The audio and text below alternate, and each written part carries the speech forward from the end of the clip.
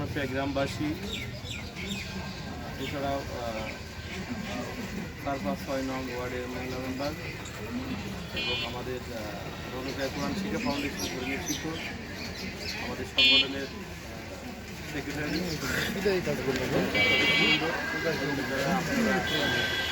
মানুষ কল্যাণ সংগঠনের পক্ষ থেকে ঈদ উপহার নিতে এসেছেন এবং রণপ্রিয়া গ্রামবাসী সবাইকে আসসালামু আলাইকুম। আমাদের রণপ্রিয়া মানব কল্যাণ সংগঠন 2014 সাল থেকে প্রতিষ্ঠা করার পর দীর্ঘ 2026 সাল 13 বছর ধরে আমাদের সংগঠনের মাধ্যমে প্রতি বছরই ঈদ উপহার দিয়ে আসছি। এছাড়া আমাদের কোরআন শিক্ষা ফাউন্ডেশনের মাধ্যমে বয়স্ক এবং যুবকদের কোরআন শিখিয়ে আসা হচ্ছে। এভাবে আমাদের কার্যক্রম 4 বছরে ক্রমান্বয়ে চলছে। এটা সম্ভব হয়েছে আপনাদের দোয়ার মাধ্যমে এবং আমাদের সংগঠনের সদস্য যারা দেশে থাকে এবং বিদেশে থাকে তাদের ক্রমান্বয়ে অনেক প্রচেষ্টার মাধ্যমে আমরা সংগঠনটা দীর্ঘদিন ধরে চালাতে পারছি এবং মানুষের পাশে দাঁড়াতে পারছি।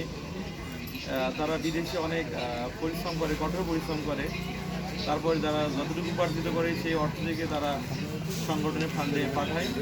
আমাদের মানবতা সেবা ফান্ড আছে, সেখান থেকেই টাকাটা কালেকশন হয় এবং আমাদের গ্রামের সংগঠনের সদস্য যারা তারা বিভিন্নভাবে ফান্ড করে, এগুলো আমরা একত্রিত করে সংগঠনের কার্যক্রমটা পরিচালিত করে থাকি। বিভিন্ন মানুষ বিভিন্ন রকম মনে করতে পারেন, কিন্তু আমাদের সংগঠনের আয়ের উৎস আমাদের সংগঠনের সদস্য। এদের মাধ্যমে আমরা সংগঠনটা এত ভালোভাবে চলাতে পারছি এবং আমাদের যেই যে কার্যক্রম সুফল এটা না, আমাদের সারা বছরই গরিব অসহায়দের মাঝে যারা অসুস্থ থাকে তাদের যতটুকু পারি আমরা সংগঠনের মাধ্যমে সহায়তা করে থাকি। প্রতিবারের ন্যায় এবারও আমরা কিছু মানুষের সহায়তা করবো সংগঠনের পক্ষ থেকে, যেহেতু প্রতিবারই এভাবে সহায়তা করে থাকি।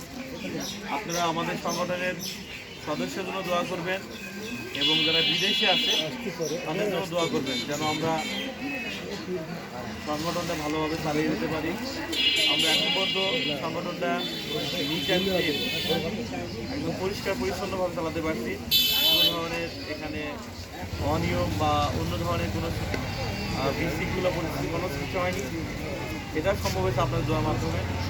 আর যদি সংগঠনের বিভিন্ন ধাপে ধাপে কার্যক্রম চলে, সেহেতু আমরা ধাপে ধাপে মানুষকে সহায়তা